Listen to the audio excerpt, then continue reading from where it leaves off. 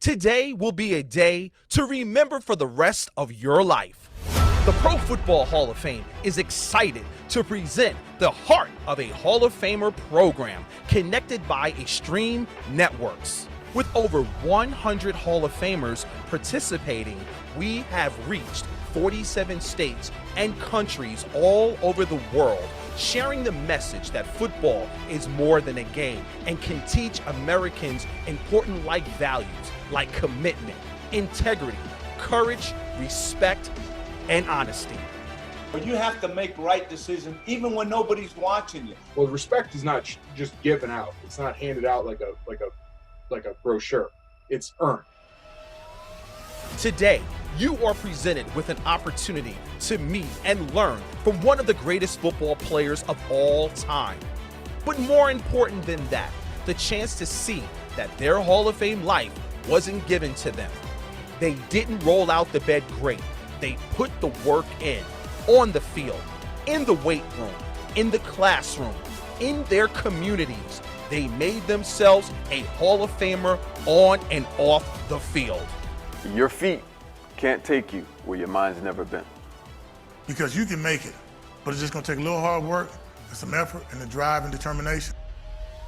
And today, you will learn you can do the same thing they did. You don't have to have a gold jacket or a bronze bust to make a difference in the lives of others.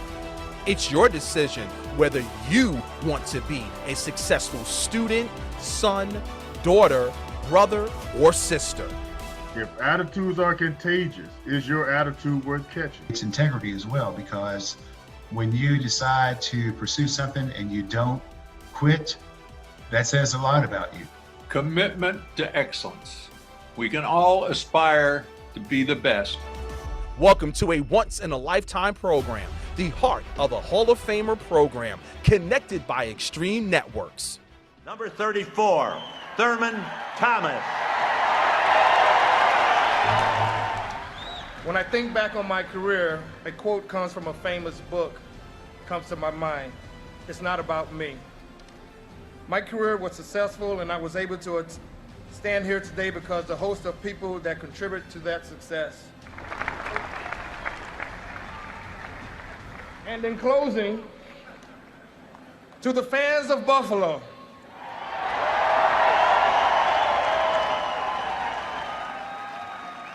every guy has probably stood up here and in all of these Hall of Fame jackets and probably said that they have had the best fans in the world supporting them.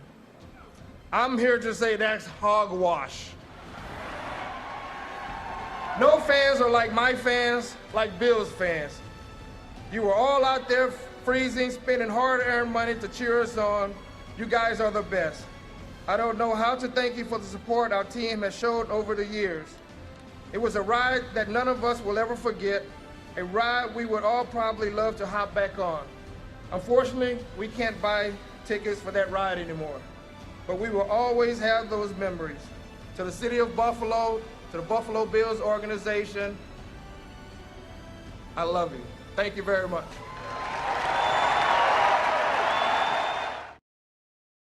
All right, and with that, I'd like to welcome everybody to our second edition of the Pro Football Hall of Fame's Heart of a Hall of Famer series, connected by Extreme Networks. Today, featuring Hall of Famer, this man sitting right here beside me, Mr. Thurman Thomas. My name is Jake Ray. I'm the Youth and Education Manager at the Pro Football Hall of Fame in Canton, Ohio. And as you can see, I'm not at the Hall of Fame. We are at East Aurora High School in East Aurora, New York, to host the program today. Our mission at the Pro Football Hall of Fame is to honor the heroes of the game, to preserve its history, to promote its values, and to celebrate excellence together. Those values we promote are those of commitment, integrity, courage, respect, honesty, all of which made this man sitting right here beside me a Hall of Famer, got him that jacket on the field, but also made him a better person off the field, a better dad, son, husband, member of their community. And those values that the game of football teaches can do that to you and all the students we have tuned in here today as well. You know, I'm super excited to hear how these values have impacted Thurman's career, both on and off the field. And I hope all the students we have out there are excited as well. Before we dive in and get started, first, some thank yous I'd like to pass out. First and foremost, I'd like to thank our great partners at Extreme Networks. for all the work that they do for us at the Pro Football Hall of Fame. This opportunity for all of the students tuned in today and all the opportunities moving forward would not be possible without their help. So Extreme Networks, thank you so much for everything that you do for us at the Pro Football Hall of Fame and for everything you do for schools all over the country. Secondly, I'd like to thank our teachers, administrators, educators, anybody who allowed us into their classroom today to be a small part of your students' learning experience. We appreciate that. And lastly, we have to thank the students. Without the students here today, it's just me asking questions to Thurman, and nobody wants to hear that. We want to hear what the students have today. We're going to take questions from our live audience here in East Aurora, as well as all the students we have tuned in across the country today. And then also we are to our Facebook audience. If you're watching us on Facebook Live, first off, thank you so much for tuning in.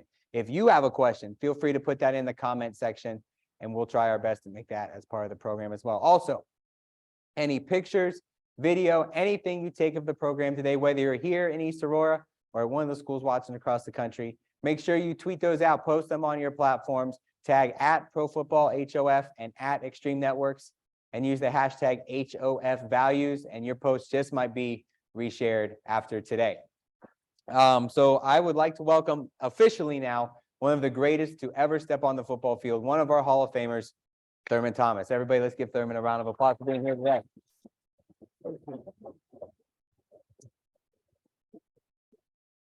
Thurman, thank you so much for being a part of the program today. And I joked about asking all the questions, but being the host, I do get to ask the first one. Those values we talked about: commitment, integrity, courage, respect, honesty. Out of those five, is there one to you that sticks out as more important than the others? Or do they all kind of play together to make you the best football player, a student the best student, and an individual the best that they can be? I think they're all combined for me. When you combine them all, I had that respect, that honesty. I got that from my mom growing up in Houston, Texas.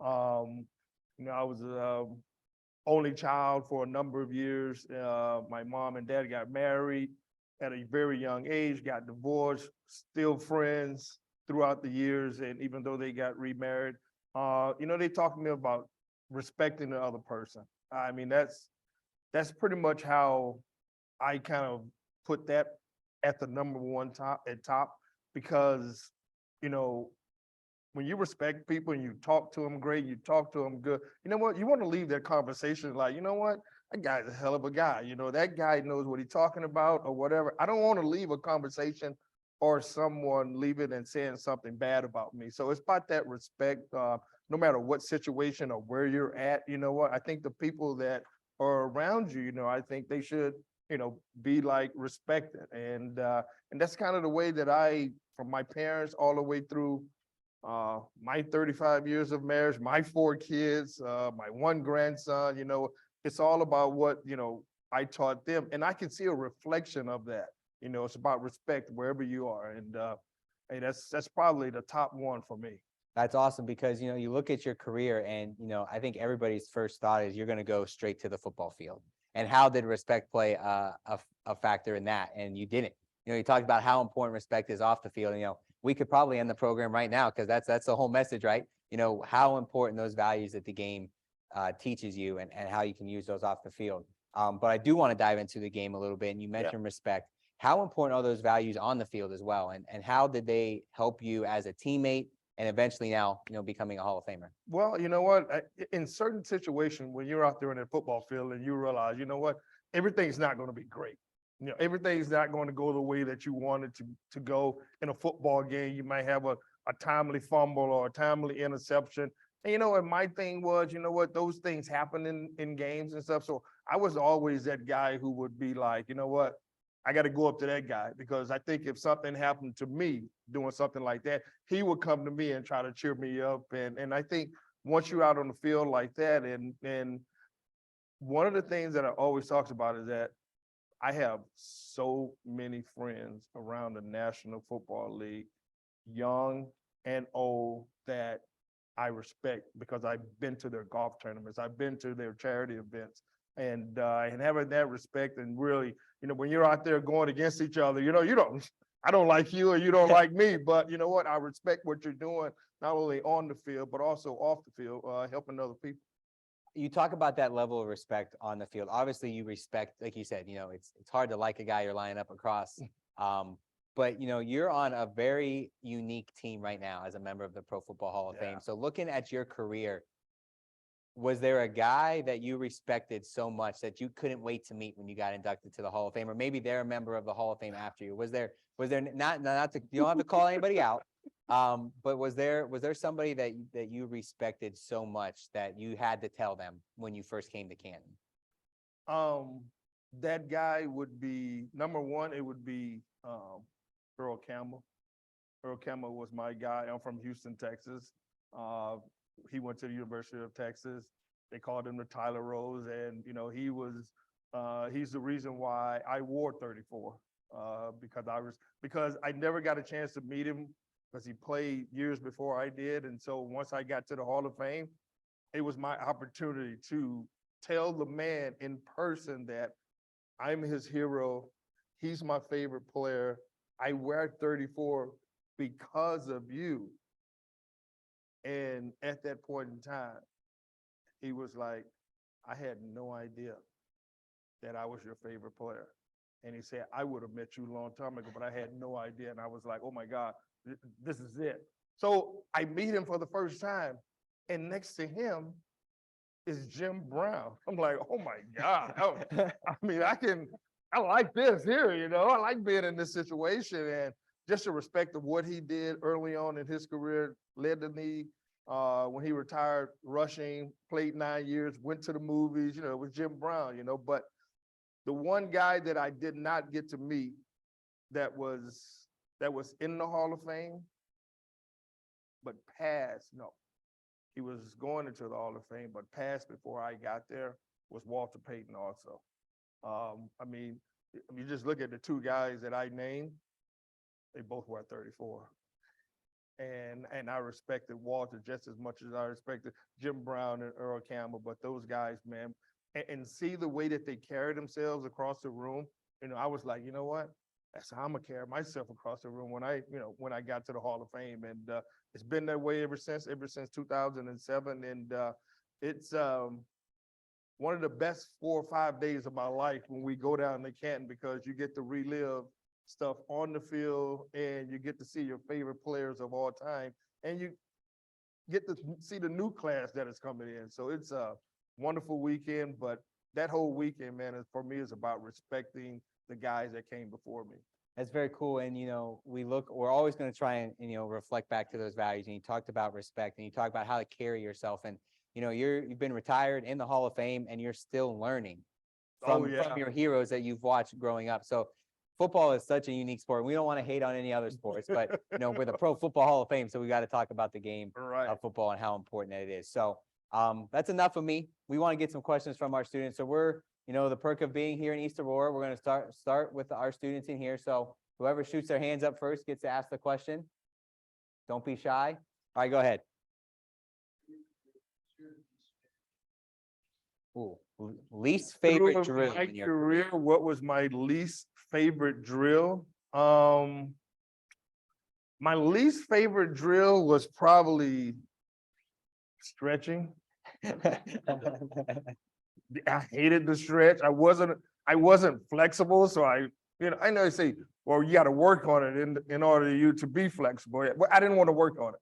I didn't want to have nothing to do with flexibility or whatever, because I can't even touch my toes now. But that was the least. But one thing that I hate, but the one thing that I really did like about training was not the stretching, but like if we had like blitz pickup today, I was excited about that because I got to go against Darryl Talley. I got to go against Cornelius Bennett. I got to go against Shane Conlon. I was like, you know what? Those guys are pretty good. This is kind of what I'm looking for to make myself a better football player, So stretching was the least, but like having a blitz pickup drill against those great guys, well, that's what I really liked. Awesome. All right. Well, part of this great program is we not only get to hear from students right here in front of us in New York, but we get to go to schools literally all over the country. So we've got some schools tuned in today that are going to be interactive, asking questions here. to Thurman. So our first question we're going to go to is we're actually going to go to Hempfield High School for our next question. So students there at Hempfield, go ahead and unmute your microphone. Have a student step up there to the front and go ahead and ask their question. Nicky here, he's been excited for the whole week for this, so here we go. No pressure. When you're in game, who are you most terrified to line up with? So when you're in the game, most terrified guy across the line of scrimmage. Most terrified guy across the line of scrimmage. I'm assuming he's probably one of your Hall of Fame teammates now. Oh, yeah, he is. Yes, he is. And I guarantee you, if he played the game today, he would probably have more penalties, more unsportsmanlike conduct, been thrown out of a game because of the rules today. But that guy was Ronnie Lott, Hall of Famer from the San Francisco 49ers. Then he went to the Raiders, then he went to the Jets, and I think he retired after that. But Ronnie Lott was it, because he was everywhere. Now, the guy that I most feared the most was Lawrence Taylor from the New York Giants. Yeah, when your offensive lineman is like, hey, can I use some help this week on a chip block to a Lawrence Taylor to not go one-on-one, you know he's a bad dude. You know he's a bad dude. And so, yeah, Ronnie Lott and Lawrence Taylor, two of the guys that I didn't fear them, but they were always seemed to be in the right place at the right time when our offense was going against their defense. I'm sure those conversations during those 4 or 5 days in Canton get a little fun for both the offense and the defense. Yes, they do. Yes, they do. Got a question here from Facebook that's been sent in. I'm gonna look over here and read it. It says, now obviously you probably get this question a lot, but looking back on the Super Bowl runs, the 4 straight, what is the biggest lesson you took from that experience? You know what? You would I think the biggest experience that having to deal with defeat. Like how are you going to react to something? How are you going to go on with your life or whatever? And yeah, we lost 4 Super Bowls in a row. Yeah, I mean, all the guys, all 22 guys that played in all 4 were hurting. We're hurting. We were like, man, this is just not a good feeling. What could we have done in order to make that feeling better? Obviously, we didn't get another chance after that to win a Super Bowl. So what do you look for? What do you look for in life? Like your football career is over. I'm like, you know what? In 5, 6 years, I'm going to go into the Pro Football Hall of Fame and be like, that's going to be pretty cool, right? That's going to be pretty cool. And say, oh, that's the highest right there. That's it. But a year ago, I had my first grandson. And so now that has topped the Hall of Fame. You just keep getting these good experiences. And I've never hey, I wanted to win a Super Bowl for the fans that were grew up when we grew up, but we didn't. And so now as a fan, my son is 21. I mean, he was a part of that 17 years that they didn't go to the playoffs, and now they have one of the better teams in the National Football. I'm a fan more than anything.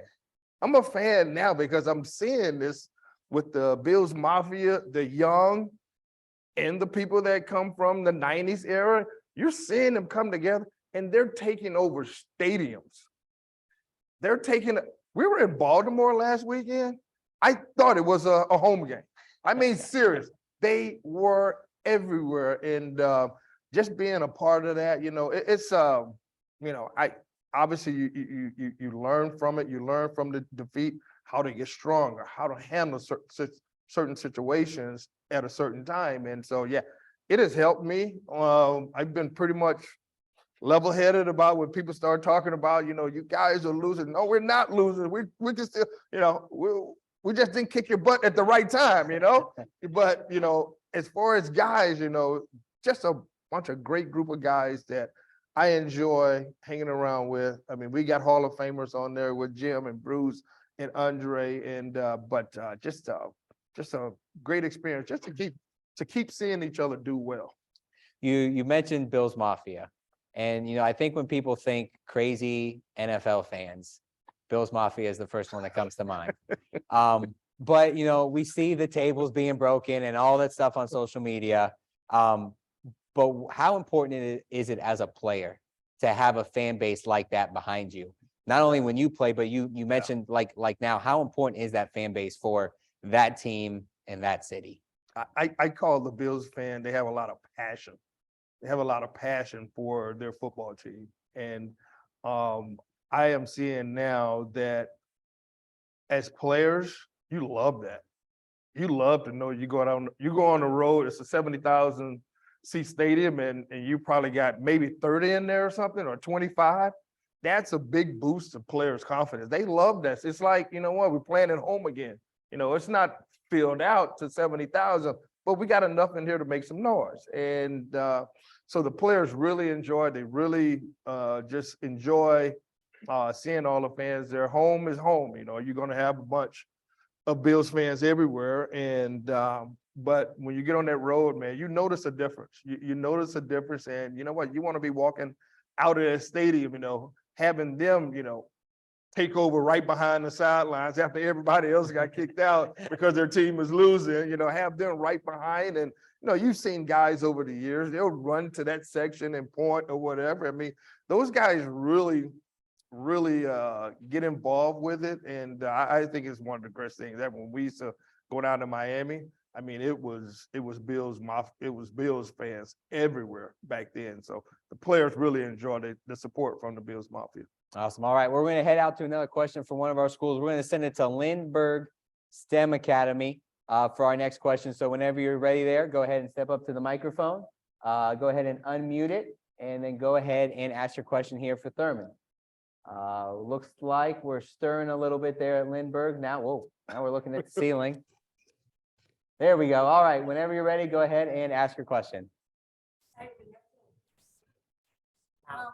What advice can you give young people about how to develop their character? What was that last part of that question again? What advice did you say? What? What advice can you give young people about how to develop their character? So what advice would you give the young people who are maybe, you know, looking to be leaders or mentors, or, you know, somebody that is looked to as a good teammate? What advice would you give young people from 5th grade all the way up to the students we have sitting here in front of us? Well, my advice was not, I didn't think of the advice to tell some of my teammates or where I picked it up. I got advice from a very good coach in my at my high school. I remember this, the 9th grade, was my coach, and he made a decision to tell like the whole team just to, where do you want your life to go from here? What do you want to do? And his words were, his exact word, and it still hits some of the guys at home today about what he said. He said, you want to be successful in life? And obviously everybody's like, yeah. Well, you need to make a decision if you want to go to Penn State or the state pen. And I was like, oh, that's pretty powerful right there. So at that point in time, even some of the bad kids that were getting in trouble, we were trying to be the good kids to say, hey, look, let's not do this. You know what? And we kind of started hanging with the right people. You know what? As a friend, I'm not afraid to step in and tell you what you're about to do is not right. Don't do it. That's being a friend right there. That's being respect. And that advice, man, when you hear stuff like that and it spreads and no one is afraid to say anything. No one is afraid to say anything to maybe keep somebody out of trouble. I mean, so the respect factor is just, you know, try to be positive every single day. Obviously, it's not going to happen sometimes every single day, but you know what though? Try to get something out of it. I have a daughter who's just turned 26 yesterday. 18th grade, she was at Orchard Park, 12th grade, 18 years old. Went disappearing for 7 months, not 7 months, about the day, really. Couldn't find her. Probably felt like 7 months. Right, it felt like 7 months, you know, mental illness, you know what? And at that point in time, my family, we didn't know anything about it. You know, I was trying to get her to, hey, you could be better at this. You could, and not really knowing what was going on inside of her.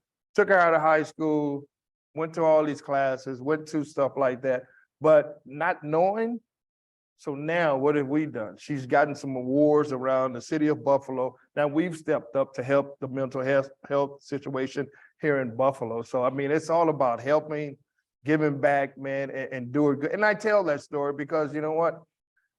My daughter wanted me to say something. And we've been talking about it now for 7 years.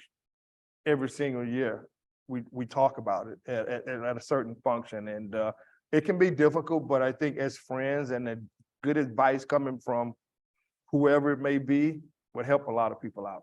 You can talk about giving back. In '92, I believe you established your foundation. Why was that important to you to establish, and what are some of the things you're doing on top of some of the stuff you already mentioned to give back to the community? Man, I am doing so much. I don't. I can hardly keep up.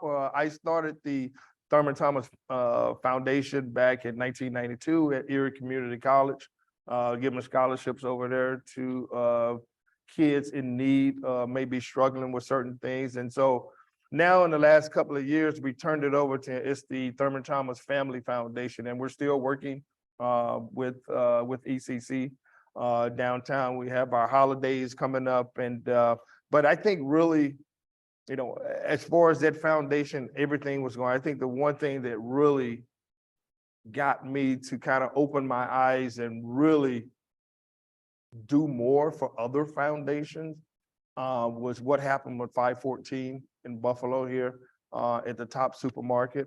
You know, we started that we didn't start that foundation, but you know, within 12 hours, we had donations back out to the community, and to have something like that, knowing that you've been doing this since '92, to help something right away. It was so important for me and my family and my friends, that because once again, we were hurting. And so I love it. I'm gonna continue to do it. After I'm gone from here, my kids are gonna take it over. So all our kids are involved in our foundation. So it's what Buffalo people do. I enjoy doing it. I'm not from here, but I feel like I'm a part of Buffalo. So it's just awesome. All right, we're going to send it out to another school, a pretty local school here, Fredonia Middle School right here in New York for our next question. So our students there at Fredonia, go ahead and step up to the microphone. And whenever you're ready, go ahead and unmute that, and then go ahead and ask your question.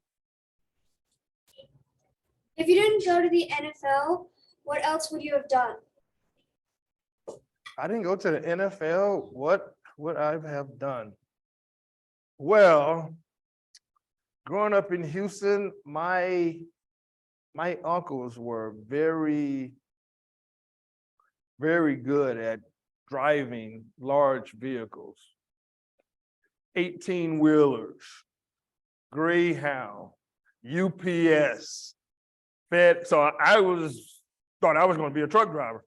That's because everybody in my family, that's what we did.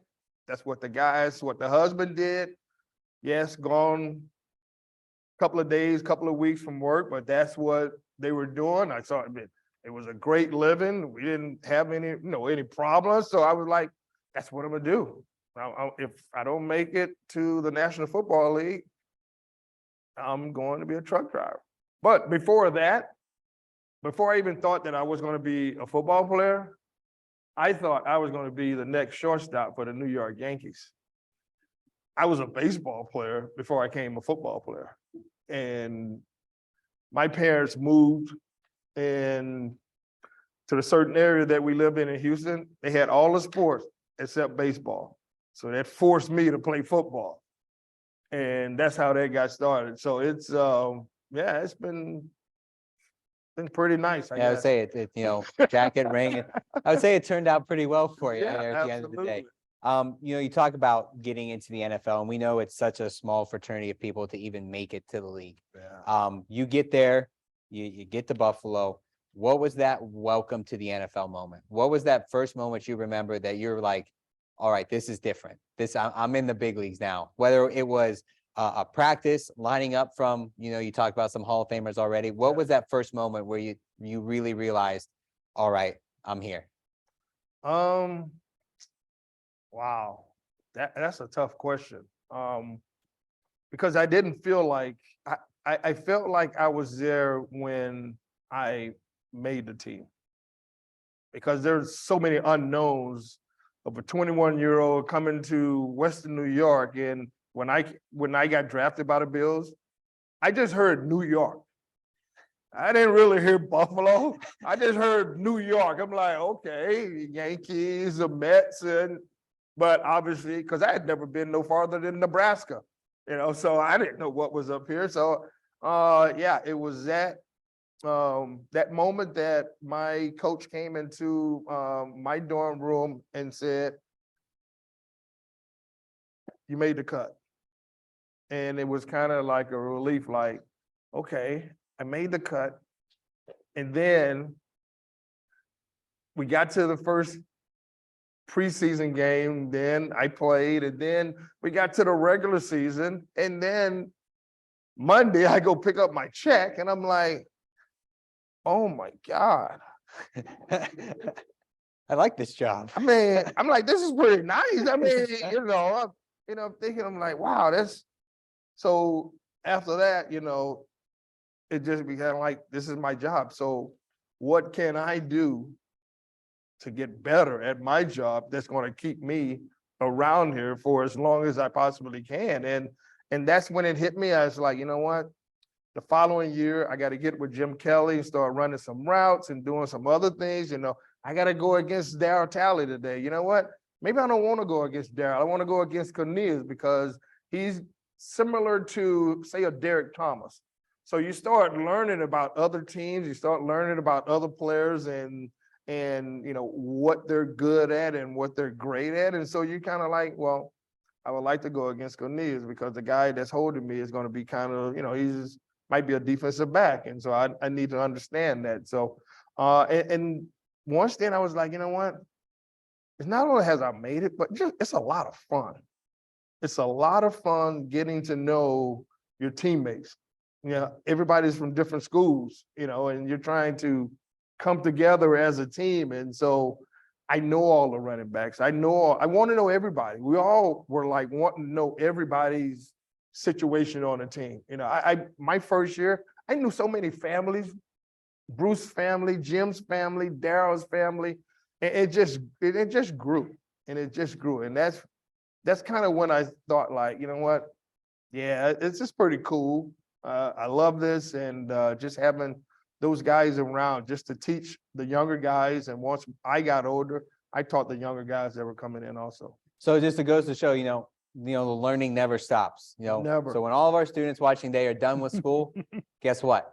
You're going to keep learning, no matter what whether you become a truck driver, whether you become a Pro Football Hall of Famer, the learning is always going to continue. And, I mentioned that it's such a small percentage of people who play the game at any level to make it to the NFL, and, even smaller to make it to the Hall of Fame. But I don't want to get into those numbers.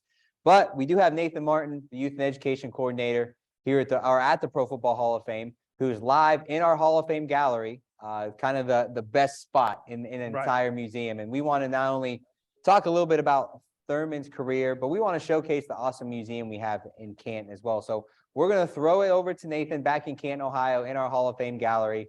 And he's going to be in front of something that looks vaguely familiar to you. So Nathan, whenever you're ready, go ahead and take it away.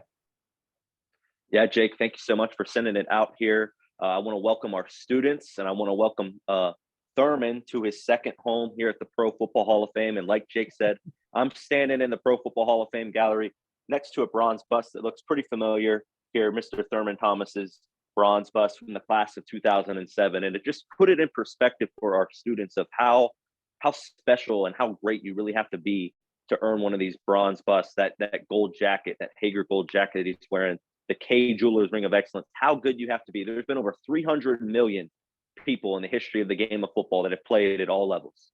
There's only been about 5 million that have been good enough to play the game in college like Thurman did at Oklahoma State. Of that 5 million that played in college, only about 30,000 have played, coached, or had some type of administrative role in the professional football ranks. Of that 30,000, we have 362 bronze busts. So you have to be the elite of the elite to have one of these bronze busts here in Canton. I mean, Thurman has the resume that stacks up. I got some stats here. all-decade team in the 90s, the first or second team All-Pro 5-time Pro Bowler. Retired. When he retired, he was the 9th all-time leading rusher with over 12,000 yards. But really, I was looking at this, I was like, he's a little bit ahead of his time. He caught the ball out of the backfield a lot. Over 4,000 yards receiving and almost 500 catches for a running back. Scored 88 career touchdowns, both rushing and receiving.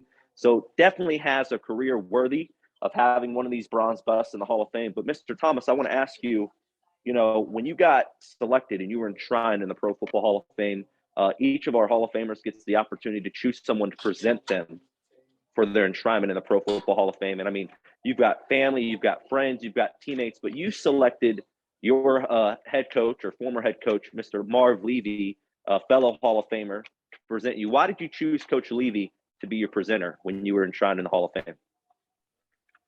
Well, I think Marv represented pretty much all the players that he ever coached. Even at when he coached at the Montreal Alouettes in the CFL, when he was Marv Levy was the head coach of the Kansas City Chiefs. and Marv was the first special teams coach ever hired in the National Football League, and he was hired by George Allen of the Washington Redskins. So Marv Levy was really instrumental in what you're seeing today as things that we call special teams. And so he's been very knowledgeable about that. But I think more importantly, Marv was just here a couple of weeks ago for our home opener. Man, he's 97 years old. That video was awesome. And he has just meant the world, not only to me, but my teammates also.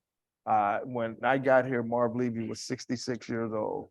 66 years old, and he's 97 today. I mean, the conversations that we've had throughout the years, especially during like the Super Bowl years, somebody wants to say something to you, and Marv was our leader, and Marv took the time out to say something to every single player in that locker room after the Super Bowl losses. And he wasn't a screamer, he wasn't a holler, he just wanted you to do your job. And we saw Marv as this, he was like a father figure to us, because it wasn't always just about football. It was about, hey, Thurman, how's your wife Patty doing? How is Olivia and Angel doing? He just remembered everybody's name. And so it wasn't always about football. It was about life in general. He was a historian, and sometimes he would come up with these stories that would be, I don't know where they came from, and we didn't really understand why he was saying it until like maybe a couple of days later, like, oh, that's what he was talking about, So he was a man, it wasn't about just football all the time, family, your health. I even heard sometimes he would speak about, hey, are your financials okay? Stuff like that. He was looking into everything about every single player, and God bless him, man. I love him. So good to see him here a couple of weeks ago, and just a joy to be around. Yeah, for sure. We can definitely tell just listening to that sentiment how much you love and respect Coach Levy. And really, our hope here at the Hall of Fame would be that all of our students viewing and watching, that they can find a mentor and a role model the way that Coach Levy has been for you. But that's all we got from the Hall of Fame gallery. I'm going to send it back to Jake to get some more questions from our students. All right, thanks, Nathan. I hope everybody enjoyed just a quick look into what we do at the Pro Football Hall of Fame, at the Hall of Fame Gallery, one of the coolest rooms, I think, in our entire museum. It's kind of like that church atmosphere. When you walk in, the room kind of gets a little quieter when you're walking around and looking at everything in there. I've been in there a couple of times. It's like in there when you're walking around looking at the bus and everything. It's not like a lot of people yapping or whatever. It's like, oh my God, they're like, I got big buckets. It's like, because if there's been rumors that the bus talk at night, but that's another story. But yeah, when you go in there, it's not a lot of noise. It's people being kind of respect being in here. Right, exactly. And so it's a great atmosphere to be around there. You talked a lot about your coach there, Coach Levy, and how he impacted your life, both on and off the field. But growing up, was there somebody that you either tried to model your life after, or that you looked to answer questions, or kind of that role model for you growing up? Who was it? And why do you think it's important, like Nathan said, for students today to try and find somebody to be that role model? Yeah, it was definitely my mom. Definitely my mom growing up. I being the only child, I mean, I had to learn a lot of chores around the house. Bedrooms had to be made up every single morning before I go to school. Backyard had to be cut. I had to clean the kitchen. I had to clean the toilets. I had to clean all that stuff, and those were good chores to lead me to the path that I'm at today. That the 4 kids that I have, they do the same thing. They do the same thing that I did when I was growing up. And I think, my mom has definitely been there for me throughout the entire time. When I didn't want to go to practice, or I didn't want to go to school, she was always saying, no, you're going. And it was pretty much in the conversation of maybe staying at home or whatever. But yeah, sometimes, working 2 jobs, until my stepfather came along, and but I owe her the world. She lives in Houston, Texas, still in the same house that I grew up. Man, she was there for everything, and man, I'm getting a little teary because I'm going to see her in a couple of days. She hasn't been feeling well, and so I'm going to see my mom for a couple of days here, and so. Yeah, she's my heart. Well, we wish her all the best from myself and all of our family at the Hall of Fame. Want to throw it out to one of our last schools we have for questions. We're going to keep it in the area. We're going to go out to Eden Middle School for our next question. So our folks there, Eden, go ahead and unmute your microphone. Students, go ahead and step up, and then go ahead and ask your question. Being a member of the Buffalo Bills team during their Super Bowl era required a tremendous amount of grit. What advice would you give to high school students about grit and how to persevere? Well, that's a good one. I didn't quite hear it. So what advice would you give to student athletes about having that grit? We're not really in the Midwest, but that Midwest is known for that grit and that determination. How do you use all those key characteristics to persevere through some adversity? Well, you know what? I think it's the people that you're around. I think it's the atmosphere that you've created around you, the people that you talk to, the people that you understand, the people that you don't understand. I think it all adds up into, how bad do you really want it? I mean, how bad do you really want it? Like coming back every single year after Super Bowl loss. Was that 3 or 4? I think it was 3 Super Bowl loss. Just always coming back with a smile on your face and just try to fight for the ultimate goal for your teammate, for your fans, for your mom, for your dad, your cousin, or whatever. It's because you know what, you're going to need a lot of pickup from a lot of people, and vice versa. And I just think, and I just understand that it takes a team to do a lot of great things, and but you just keep going, man. You just keep going until you find something that you actually really love doing. Like my son now, he's between real estate, cars, energy business, construction.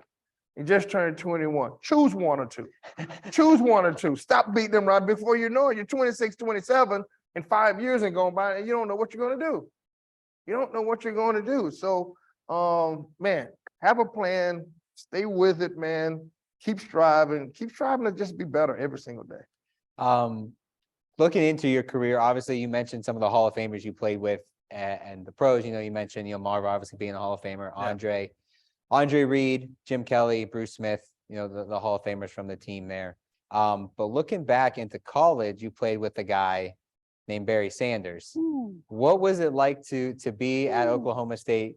Both you and Barry together, and you don't have to answer this, but do you think there's ever been a better college backfield tandem than Thurman Thomas and Barry Sanders? I don't think there has been. I'm not quite sure. I mean, the University of Georgia has really put out some really nice running backs, and then you go back all the way to University of Southern Cal with Marcus Allen, it's just a number of guys from a different areas, but two on the same team.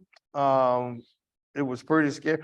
Thankfully, I was the oldest, so I was there first. So I had an opportunity to start before Barry got there. But I tell you what, playing at Oklahoma State for 2 years with Barry Sanders, it taught me a lot. And now, obviously, at that time, I don't think the players on our college team knew what he was about to become. Probably the best or the most exciting player ever, not just at the running back position, any position. I still watch the highlights. I'm 56 years old and I still watch Barry Sanders highlights, because they're just outstanding. So we've always remained friends. I think one of the things that we talk about a lot is that, we both went to Oklahoma State. I was 2 years ahead of him. I got drafted by Buffalo. And then the following year, he gets drafted by Detroit. It's kind of right there, right? And so we've kind of remained really great friends throughout this entire time. Obviously, him being for who he is and just an awesome running back, but more importantly, he's just been a great friend. And I know people like to throw out like the comparisons where after I left, he won the Heisman and, who's the best running back?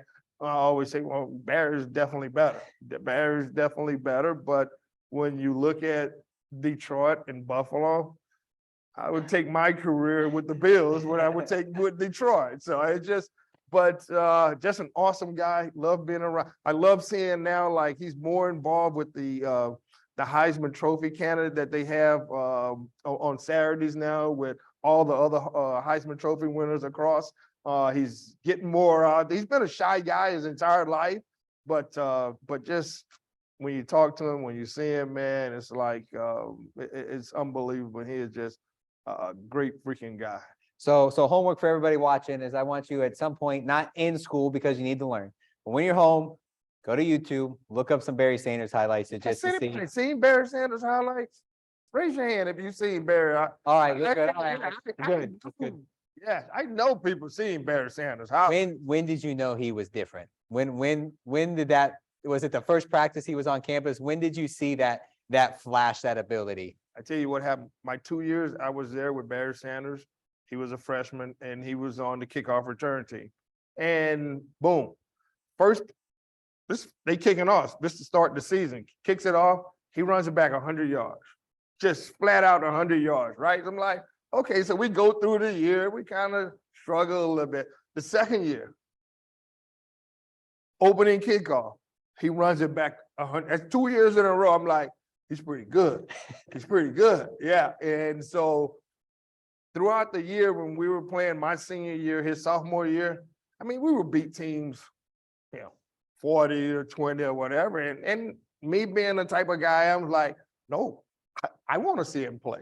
So I used to get Barry Sanders. I'm like, there's no need for me. We're already winning by 20 points. Let him play, And so gradually as the season goes, you see it, you're like, oh my God. Now, not only is he returning kickoff return, he's returning punt returns for touchdown too. So you really get to see a lot of it, man. Once he won the Heisman and went to Detroit, it was all over. I'm sorry. All right, we got another question coming in from one of our schools. This is from Buckeye Valley East Elementary. Obviously, it takes a lot to be a college football player, pro football player, and end up into the Hall of Fame. So what did it take to reach that level and being so good at the game? What kind of training did you have to put in? Or was it just, I'm going to show up at training camp and I'm going to be good to go? No, it was never show up at training camp good to go. It was always after the season, take a month off and get better for the following season. I had I'm from Houston, Texas, so I worked out with guys that were in the National Football League in Houston, Texas, working out throughout the summer. And we all used to work out at, goes back to this guy. It goes back to Lawrence Taylor House. He had a house in Houston that a lot of the athletes used to go and lift weights, sit in the sauna, play golf. He was kind of like the guy house to go to. And so it was just a lot of hard work. People kept telling me, you can do this. You can do this. Back in high school, you can become an NFL football player. And so once I made it, man, I just trained. Sometimes I trained by myself. That's one of the toughest things, especially living in Houston, where it's over 100 degrees pretty much from June to August. But you know what? In order for me to be the player that I wanted to be, I had to do all those things. I had to do all those things. And at a young age, 24, 25, having 2 kids, a wife at that time, so it was a grind. It was a grind, but I knew and my family knew what we had to do as a family. And they let me train. They let me do what I had to do in order for me to come back every single season and try to be prepared, best prepared as I possibly could. Awesome. A few more questions here as we wrap up. Looking back to 1988 NFL draft, 7 running backs picked ahead of you. Yeah. Did that put a chip on your shoulder coming into the league at all? Let me see. Gaston Green, Craig Ironhead Hayward, Lorenzo White. Oh man, I'm getting old. I can only remember 4 now. I used to Gaston Green. I used to remember like all 7 of them. Ickey Woods, I think that's 5, and Tony Jeffries and Brad Mustard. Yeah, that's 7. I got them all. Yeah, I had a little chip on my shoulder, but it was more of, I had hurt my knee my junior year in college, and I played with about a partial torn ACL, and I wanted to play so much. I didn't want to have surgery. I didn't want to have surgery on my knee. I was ready to play. I was coming up my junior year. I was like one of the top candidates for the Heisman Trophy, and I wanted to play. I didn't want to sit out or anything. So, overcoming that with my knee and coming up here in Buffalo, I had a chip on my shoulder because, those 7 guys went in front of me. And I wanted to prove to myself that I can play, I belong in the National Football League. Now, when you come to a team that's already got Andre Reed, they got Jim Kelly, they got Bruce Smith, they got Dara, you kind of sit back in the wings and wait a little bit and see how they do things. So coming here, I had a chip on my shoulder, but it was not a big chip, but just a small chip because I felt like I was in a great place. All right, a couple more questions. This is a new segment we're doing this year. Got some rapid fire questions for you. So going to be real quick hitters. First thing that comes to your mind. All right, you ready? Oh boy, yeah. All right, playing in a dome or playing outdoors? Outdoors. Best road environment to play in? Road environment, Florida. Heads or tails on the coin toss? Heads. Pre-game meal? All depends. 1 o'clock game, steak and baked potatoes. 4 o'clock game or a later clock game. Later game, probably turkey sandwich. Rushing touchdown or receiving touchdown? I like, even though they had 20, I like receiving touchdown because it gave me an opportunity to showcase other things that I could do. If you didn't play running back, what position would you have been? If you could pick. I'd go for quarterback. That's probably a popular answer. Yeah, they make all the money. I'm going for quarterback. I don't know how tall I am or whatever, but I think I'm taller than Baker Mayfield and Kyler Murray. So I'm thinking quarterback. All right, last one to theme it around, the Hall of Fame values. One important characteristic to make you a Hall of Fame football player and a Hall of Fame person. I talked about respect, but I just think the character issue is a big thing for me. I love to interact with people and try to find out what they are, what they're about, because I want to leave every conversation with something positive. I want to leave my mark on talking to somebody because, you don't meet a lot of people. I meet a lot of people, but I can't remember every person. But if you have a lasting, a conversation, something that you looked into my eyes and I was like, yeah, I know that guy. So I remember him a little bit longer sometimes. And it's always a character issue for me. Helping other people, doing great things on the field, off the field. Just just what I've liked to do and what I will continue to do as long as I'm here. All right, last question here today. We've talked a lot about a great thing, characteristics that you need to have.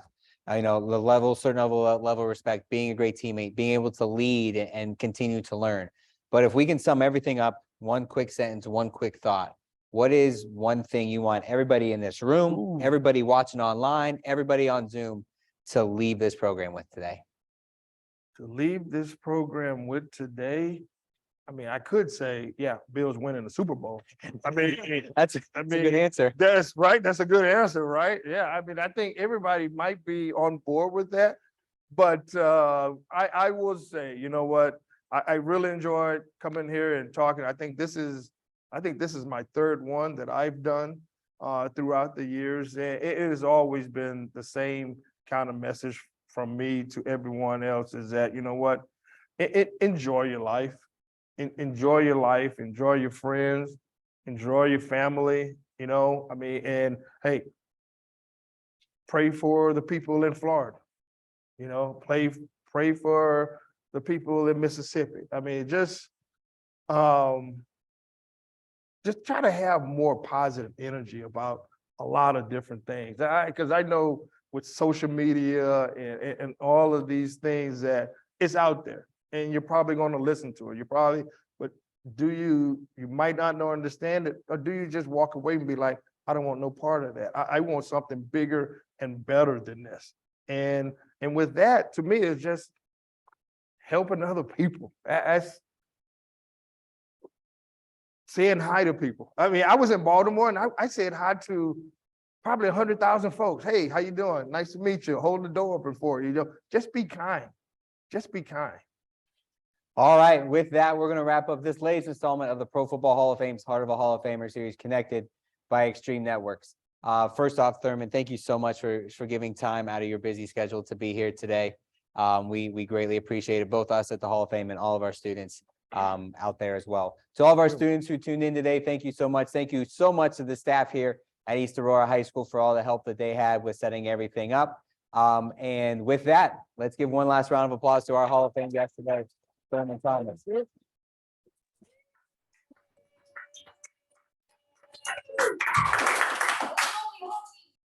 Again, thank you, everybody, and thank you for tuning in. East Aurora, thank you, students, for coming out here today. And until next time, we'll be back here live for our Heart of a Hall of Famer series connected by Extreme Networks. Bye. Thank you, everybody.